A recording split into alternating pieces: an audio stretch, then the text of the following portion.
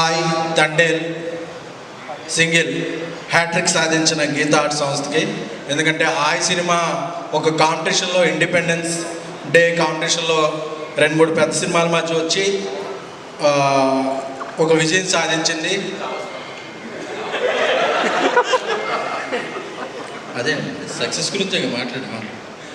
అలాగే ఫిబ్రవరి డ్రై సీజన్లో కూడా బాక్స్ ఆఫీస్ ఫ్రై సీజన్ చేసిన తండేల్ ఒక పెద్ద సక్సెస్.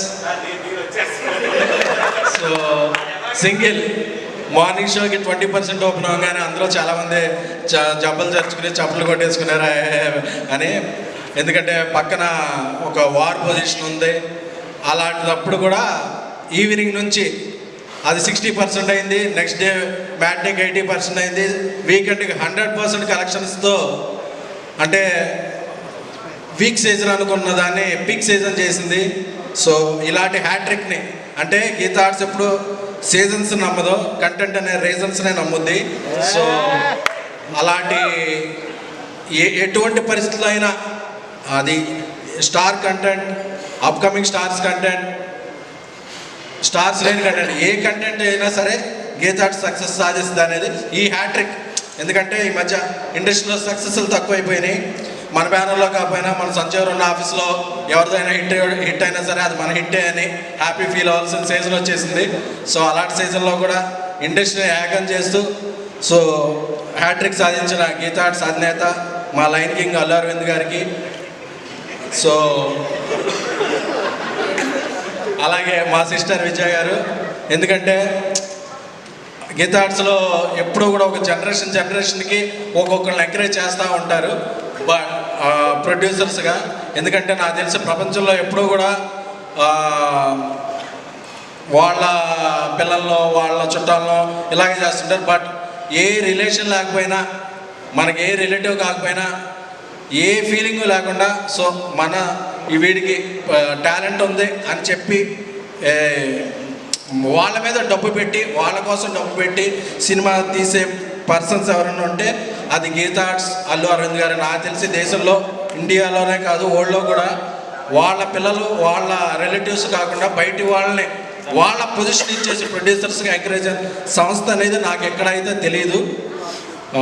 సో అలాంటి అరవింద్ గారు మంచి మంచికి అన్ని హిట్సే వస్తాయి.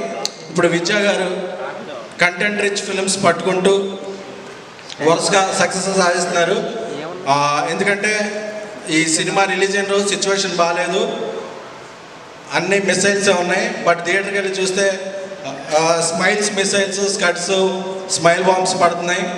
సో దీనికి కారణం ఏంటంటే శ్రీ విష్ణు గారు, వెన్నెల కిషోర్ గారు. అంటే నాకు RRRలో రామ్ చరణ్ గారు తారక్ గారు ఒక యాక్షన్ సినిమా చేస్తే అలాగా ఒక వైబ్ ఉంటుందో అలాగా ఇది కామెడీ RRR. శ్రీ విష్ణు గారు వెన్నెల కిషోర్ గారు స్మైల్ చేస్తుంటే ముందు అసలు ఆయన లుంగి కట్టుకుని ఆ పాట ఇది చేస్తుంటే ఆయన వచ్చి ఆడిషన్లో కూర్చుంటే థియేటర్ మొత్తం, మల్లికార్జున థియేటర్లో చూస్తుంటే థియేటర్ మొత్తం అరుస్తున్నారు.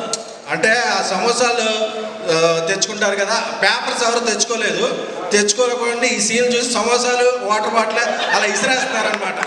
అంటే ఇది చాలా హ్యాపీగా చెప్పుకోవాలి. ఎందుకంటే అన్ఎక్స్పెక్టెడ్గా అరే ఏంటిది ఒక వైబ్ ఉంది. ఎందుకంటే థియేటర్లో వైబ్ రావడం చాలా కష్టం. ఎందుకంటే మనం ఐమాక్స్ ముందు రివ్యూలు మేనేజ్ చేయొచ్చు, మాట్లాడవాళ్ళు మేనేజ్ చేయొచ్చు, కానీ థియేటర్లో నవ్వులు మేనేజ్ చేయడం అనేది కంటెంట్ ఉంటేనే అవుద్ది. సో అది ఈ సినిమాకి కంటెంట్ ఉంది. అలాగే కార్తీక్ రాజ్ గారు, ఆయన తమిళీన్ అయినా సరే తెలుగు పల్స్ బాగా పట్టుకున్నారు.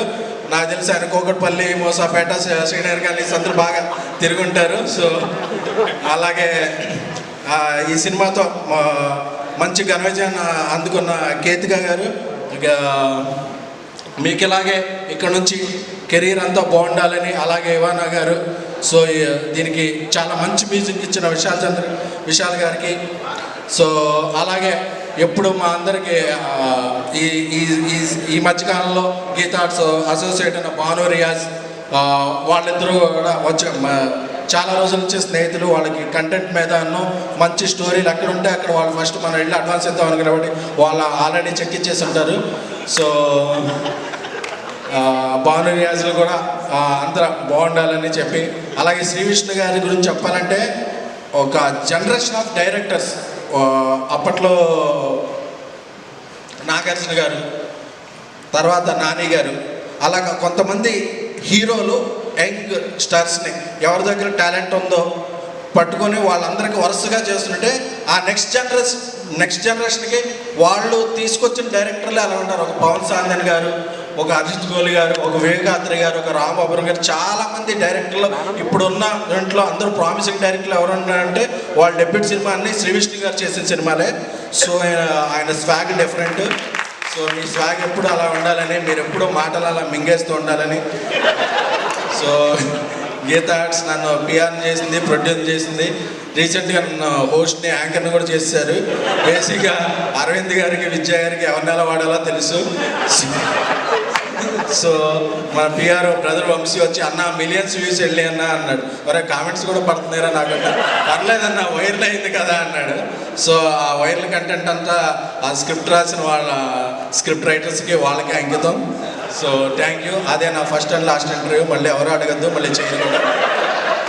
సో ఈ సినిమా సింగిల్ సక్సెస్తో మింగిలై ఈ నెలాఖరు వరకు, అంటే సినిమా రిలీజ్ అయ్యాక వారం అయిపోయింది, ఐపీఎల్ అయిపోయింది, అన్నీ అయిపోయినాయి, కానీ సింగిల్ కలెక్షన్లు మాత్రం ఆగలేదు.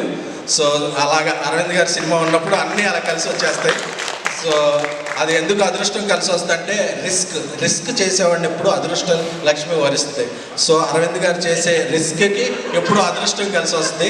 సో ఈ సినిమాని ఇంత బాగా ప్రమోట్ చేస్తున్న వంశశేఖర్లకి అందరికీ కూడా, సో ఈరోజు ఇక్కడ స్టేజ్ మీద ఇక్కడ ఉండడానికి కారణమైన మంజుష్ గారు, మీరు పిలిస్తేనే వచ్చాను కాబట్టి thank you. So thank you very much.